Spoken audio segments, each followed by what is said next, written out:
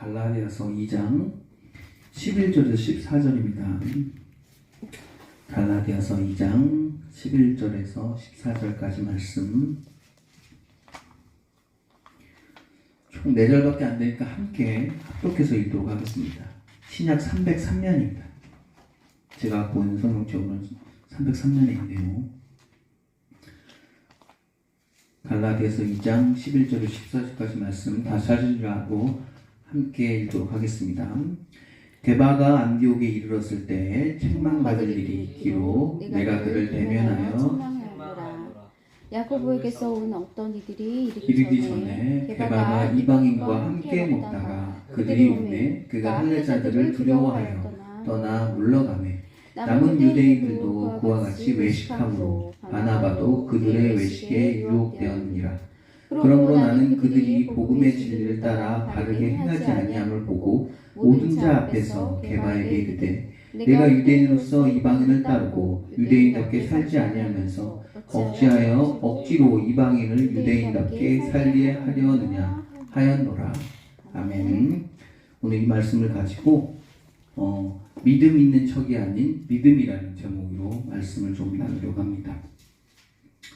내용이 그렇게 어렵지는 않아요. 그래도 한번 번역한 것을 제가 한 번 더 여러분의 이해를 돕기 위해 읽어보도록 하겠습니다. 게바가 안디옥에 도착했을 때 나는 그가 실수한 일이 있어서 그에게 직접 항변했습니다. 게바는 야고보와 함께 온 자들과 식사할 때 그는 자신의 일행들을 피했습니다. 왜냐하면 그는 할례자들을 두려워했기 때문입니다. 심지어 바나바도 게바를 따라 그 자리를 피했습니다. 하지만 저는 그들이 복음의 진리에 맞지 않게 행동했다는 것을 알고 모두가 있는 앞에서 게바에게 너는 유대인으로서 자신도 유대인답게 살지도 못하면서 이방인들에게 왜 유대인처럼 살기를 강요하느냐고 말했습니다. 아멘. 이 말씀이 여러분들에게 은혜가 되고 또한 믿음 안에서 좀 흔들리는 분들이 믿음을 더 굳건하게 또한 여러분의 삶에서 믿음대로 사는 여러분이 되셨으면 좋겠습니다. 게바는 여러분 잘 아는 것처럼 베드로입니다. 베드로는 이제 예수님의 정말 가장 첫 번째 되는 제자죠. 그런 베드로가 식사를 하는데 여기서 보니까 나온 인물이 베드로, 그 다음에 바나바, 바울 이렇게 그리고 다른 이방인들 그리고 같이 신앙생활을 하고 있는 예루살렘 사람, 즉 유대인들 이렇게 식사를 하고 있는 것 같았어요. 그러고 있는데 식사하는 와중에 갑자기 이런 일이 생깁니다. 야고보는 이제 예루살렘 쪽에서 이스라엘 유대인들을 기독교 그리스도교의 유대인들을 섬겼던 사람이죠. 가장 먼저 순교했던 야고보가 예루살렘에서 온다는 겁니다. 안디옥으로. 그러니까 그 사람들이 어떻게 해요? 유대인 이방인들과 같이 함께 섞여서 식사를 하고 있다가 게바가 그 소리를 듣고 베드로가 그 소리를 듣고 자리를 피합니다. 그러니까 마찬가지 옆에 있던 바나바도 쓱 피하고 같이 있던 유대인들도 다 피하는 겁니다. 바울만 남은 거예요. 바울과 이방인들과 같이 식사를 하고 있는 거죠. 바울은 이제 그거에 대해서 화가 나는 거죠. 여기서 뭐 이렇게 좋게 표현해서 항변했다고 하지만 거의 혼내는 수준이죠. 그래서 따라 나가서 막 뭐라고 하는 겁니다. 너희들 이게 복음에 그리스도의 복음에 이게 예수님의 복음대로 사는 너희들이냐? 여기서 왜 베드로가 도망갔죠? 베드로가 도망간 이유는 간단합니다. 레위기 11장에는 정결예법이 있어요. 그래서 그 정결예법을 지켜야 돼요. 그래서 예수님 시대 때 마태, 마가, 누가, 요한에서도 보면 아는 것처럼 정결예법에 있어서 무슨 장로의 예법이라 해가지고 밥 먹기 전에 뭐 손을 씻어야 된다든지 무슨 그릇을 씻어야 된다든지 그런 것들이 심지어 그런 율법을 지키지 않는 여자들은 소박을 맞아서 이혼을 당하기도 하고 그랬던 시기예요. 그런 상황에서 지금 유대인들은 지금 이방인들과 겸상을 하면 안 돼요. 근데 겸상을 하고 있는 거예요. 그래서 그리스도의 복음으로 하나 됐는데 그게 깨지는 거죠. 식사를 하고 있다가 중간에 도망 나온 거예요. 그러면서 바울이 그러는 겁니다. 너가 그렇게 하면 안 된다 라고 하면서 이렇게 어떻게 말하죠? 너 스스로도 유대인으로서 유대인답게 살지도 못하면서 이방인들한테 왜 유대인처럼 살기를 강요하냐 이렇게 말을 하는 거죠. 즉 베드로는 일관되게 신앙생활을 하지 않았어요. 마치 내가 그리스도의 정말 사도인데 사도처럼 행동하지 않고 일개 그냥 정말 신앙이 낮은 자처럼 겁이 나서 도망갔죠. 그러면 도대체 이 예루살렘 온다는 여기서는 정확한 표현은 할례자라고 표현했어요. 유대인들이라고 해도 되는데 성경에서는 여기에서는 바울이 적었으니까 할례자라고 기록을 했어요. 유대인들이 왔다라고 하지 않고 할례자들, 할례 받은 사람들이 왔다고 했어요. 도대체 이런 사람들이 뭘까? 이 사람들이 얼마나 무섭길래 그 성질이 더럽기로 유명한 성질이 고약하기로 고집이 세기로 하는 우리 베드로께서 사도 중에 첫 번째인데 왜 도망갔을까? 피했을까라는 거죠. 그리고 바울은 또 여기 작성할 때 베드로라고 안 썼어요. 다 게바라고 썼어요. 게바는 누가 이름 붙여줬죠? 베드로야, 너는 이제 이름 베드로라고 하지 말고 이제 너 게바라라고 해. 누가 말해줬어요? 베드로가 제일 사랑했던 예수님이 그에게 이름 지어준 거예요. 넌 게바야. 왜? 너가 반석이야. 너가 초대 그리스도인이야. 너가 믿음의 반석이 될 거야. 왜냐면 베드로가 이렇게 고백하거든요. 주는 살아계신 하나님이요. 그렇게 고백하거든. 그랬던 사람이에요. 바울은 그래서 더 콕 집어서 게바라고 하는 거예요. 게바가. 반석이라는 사람이. 그리스도의 수장이라는 사람이. 사도라는 사람이. 믿음 있는 사람이. 여태까지 믿음 있는 척. 믿음은 없으면서. 믿음 있는 척 행동하지 말라는 거예요. 죽음을 두려워하지 말라는 거예요. 이게 식사하는 게 죽을 일인가요? 이게 우리가 상황을 모르니까 죽을 일이 아니라고 생각하는데 이게 죽을 일이에요. 자, 이렇게 하나씩 살펴봅시다. 이 할례 받은 자들을 누구라고 이제 지칭을 하냐면 이제 열심당원이라고 생각하시면 돼요. 열심당원들은 언제든지 품에 뭐를 품고 있어요? 칼을 품고 있었던 사람. 이게 지난주에도 제가 말씀드렸죠. 칼을 품고 있다가 언제든지 그 칼로 이용해서 내가 완전 범죄가 된다면 로마인들을 찔러서 죽이고 도망갈 수 있는 그런 사람들이에요.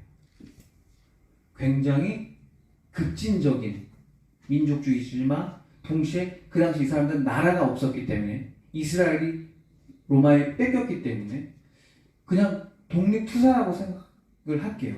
그러니까 이해를 돕기 위해서요. 우리나라도 독립투사 있었죠. 안중근이 그랬고요. 안창호 선생님이 그랬고요.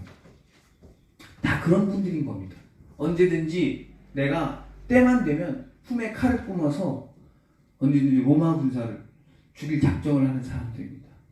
물론 함부로 죽이진 못하죠. 왜냐하면 군대가 거병이 돼서 굉장히 그 마을이나 그 지역이 초토화되니까 함부로 그렇게 하지 못해요. 하지만 그들도 때가 되면 언제든지 내전을 일으켜서 나라를 얻으려고 하는 사람들이 모인 집단이 열심당원입니다. 그래서 이런 사람들은 자기 민족의 색채를 잃지 않기 위해 뭘 해요? 몸에 할례를 반드시 받고 굉장히 이제 세상 사람들과 이방인이라고 해요. 이방인들과 자신들을 굉장히 구별되게 살려고 애쓰는 사람들입니다. 얼마나 훈련을 하겠어요? 얼마나 단련했겠어요? 이 사람들이 얼마나 무서운 사람들이냐면 지난주에도 말했던 것처럼 바울이 항소하겠다고 하니까 어디로 수송돼서 끌려가는데 그걸 잡겠다고 한 몇백 명 정도가 하니까 그거를 지켜주겠다고 그 당시 가장 강력한 로마 군대가 그거의 몇 배에 달하는 병력을 붙여주죠. 그 정도로 어마어마하게 전투력이 센 사람들이에요. 굉장히 어쌔신, 암살자 계열이라고 생각하시면 돼요. 근데 지켜내기 굉장히 힘들죠. 성경에서 이게 나와요. 성경에서 이게 마태, 마가, 누가, 요한에서 네 군데서 동시에 나오는 구절이 있어요. 이 사람들이 정확하게 표현된 부분이 나오죠.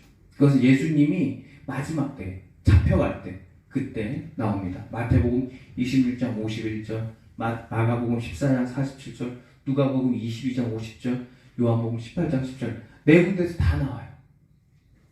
그 중에서 세 군데에서는 어떤 제자라고 나와요. 그 사람 열심당원이에요. 그 사람이 칼을 빼들어서 예수님 잡힐 때 대제사장의 제사장의 종의 귀를 베어요. 그게 그렇게 세 번 나와요. 그런데 요한복음에서 누구로 나와요? 베드로로 나와요. 베드로가 말구의 귀를 잘랐다고 나와요. 그럼 베드로도 열심당원이었을 가능성이 매우 컸겠죠. 맞아요. 베드로도 한때는 급진적인 열심당원이었던 거죠. 근데 이제 자기가 그리스도의 복음에 심취해서 더 이상 예수님께서는 말씀하셨던 복음이 이게 아니구나 라는 걸 깨닫고 그 열심당원에서 나와서 그리스도인으로서 복음을 전파하는 거죠.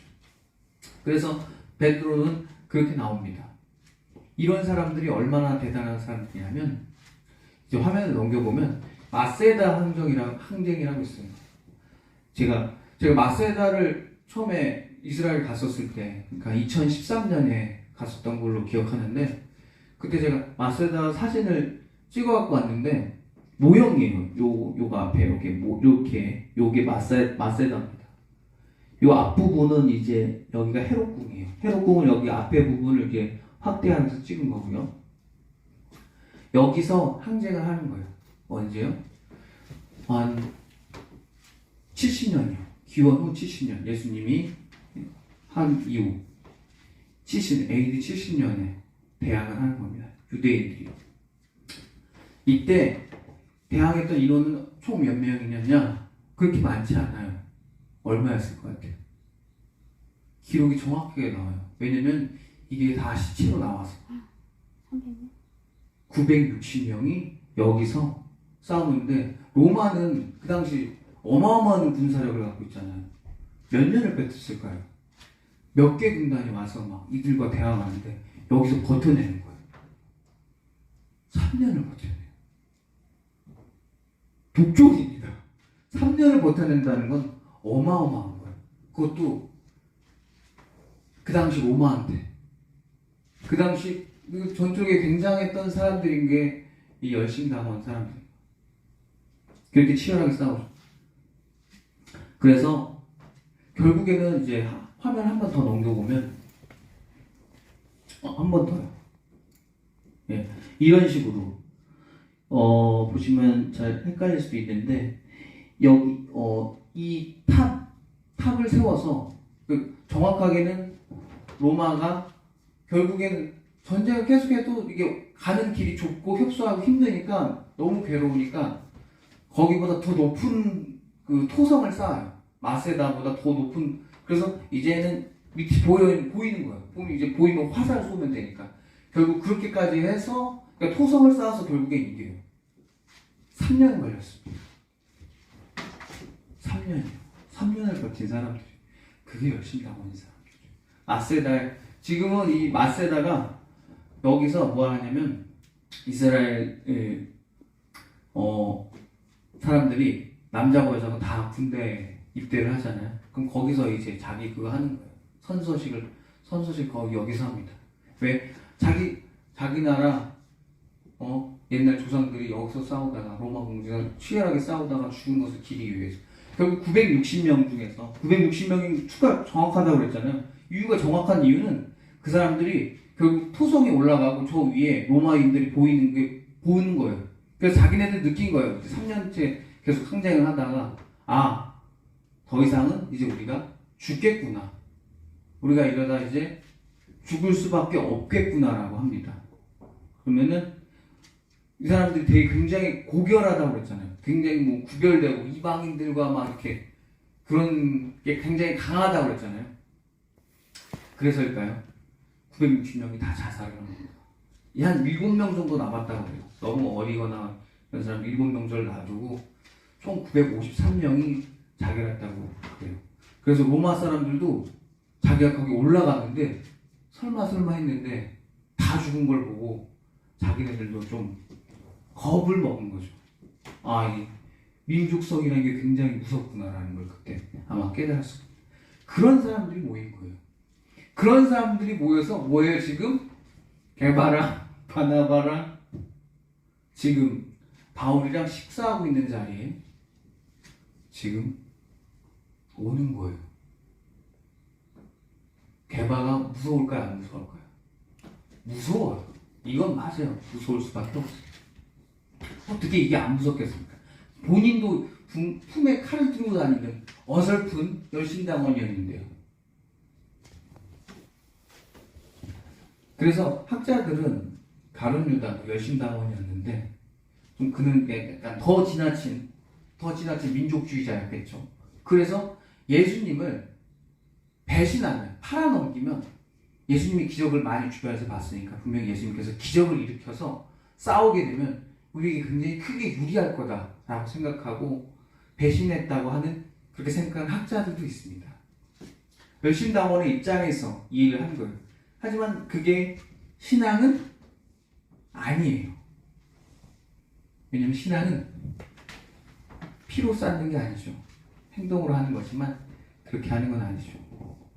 물론 이 사람들이 그렇게 마세다 항쟁에서 통해서 자신의 어떤 끝까지 신념을 지켜냅니다.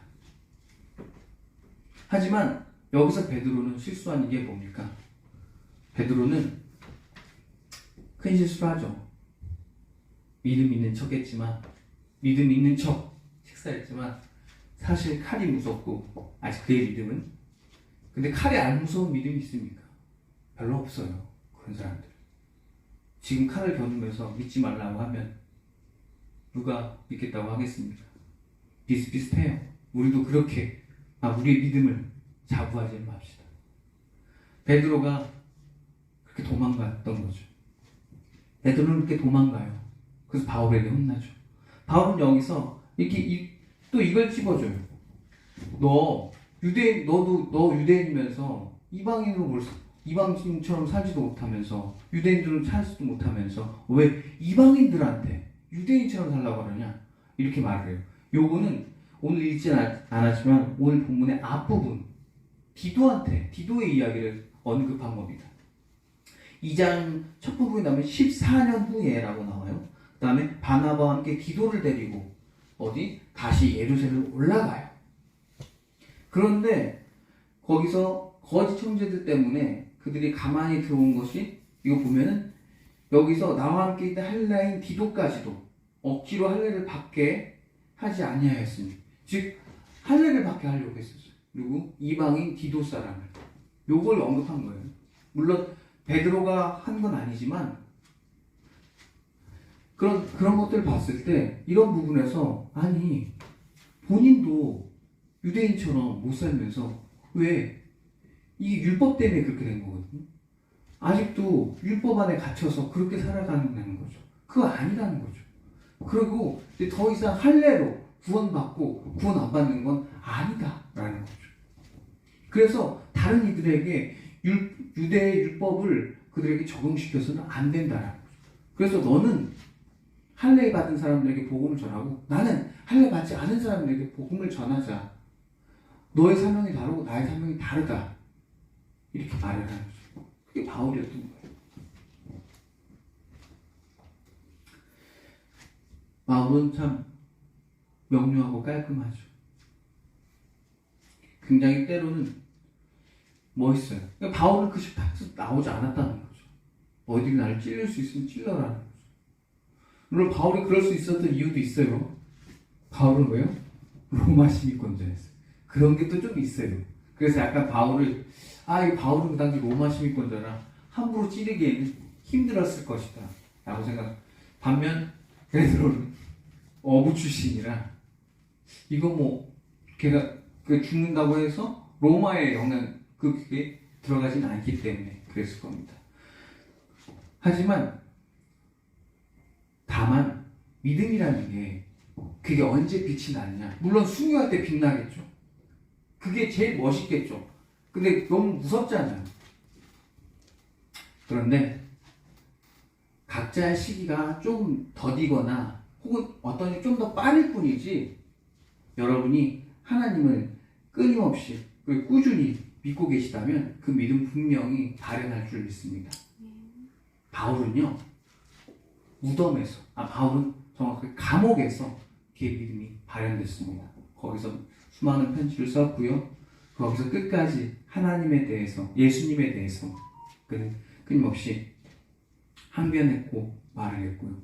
베드로도 마찬가지로 좀 시기가 늦어지고 그의 신앙의 생활에서 때로는 예수님을 부인하기도 했고 이처럼 식탁에서 도망가기도 했고 그랬지만 그는 결국 마지막에 순교로 자신의 믿음을 증명했죠. 여러분 신앙생활 하다 보면 우리 이런 유혹에 충분히 빠질 수 있습니다. 믿음이 있는 척 믿음이 굳건한 척 하고 싶은 유혹이 있습니다. 넘어질 수도 있고요. 연약해서 거기에 쓰러질 수 있습니다. 하지만 그때마다 우리가 믿음이 정말 없을 때 우리 하나님을 더 찾읍시다. 하나님께 구합시다. 믿음을 달라고. 그래서 베드로처럼 이때의 베드로처럼 도망가지 않고 세상에서 하나님을 전했으면 좋겠습니다. 세상의 돈이 아니라 세상의 명예가 아니라 세상의 인기가 아니라 여러분의 믿음을 증명하시고 그런 것들 세상의 모든 것들 앞에서 신앙생활 하는 것이 아니라 하나님 앞에서 신앙생활 하시기 바랍니다. 그러면 여러분들의 믿음이 증명될 것입니다.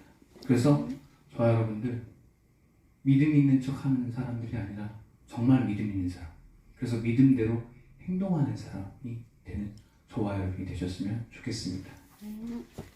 기도하겠습니다. 사랑하는 하나님 우리가 어떻게 보면 믿음 있는 척 살았을지도 모릅니다. 그것이 때로는 멋있어 보이고 그것이 굉장히 있어 보였는데 그것도 결국 사람 앞에서 하는 거였습니다. 사람 앞에서 하는 신앙생활이 아니라 하나님 앞에서 하는 신앙생활 하길 원합니다. 연약했던 우리들의 부족한 모습들 주여 용서해 주시옵소서. 지금이라도 주님 앞에서 정말 철저하게 믿음 있는 자답게 살기 원합니다. 물론 이번 한 주간도 여지없이 무너지고 넘어질 거 그럴 줄 압니다. 그래도 다시 다짐하고 다시 다짐해서 정말 신앙인으로서 마지막에 그 믿음이 발현되는 자리까지 갈 수 있게 우리 성도님들 이끌어 주시옵소서. 이 모든 말씀 언제나 우리를 사랑하시는 나사렛 주 예수 그리스도의 이름으로 기도드렸습니다. 아멘.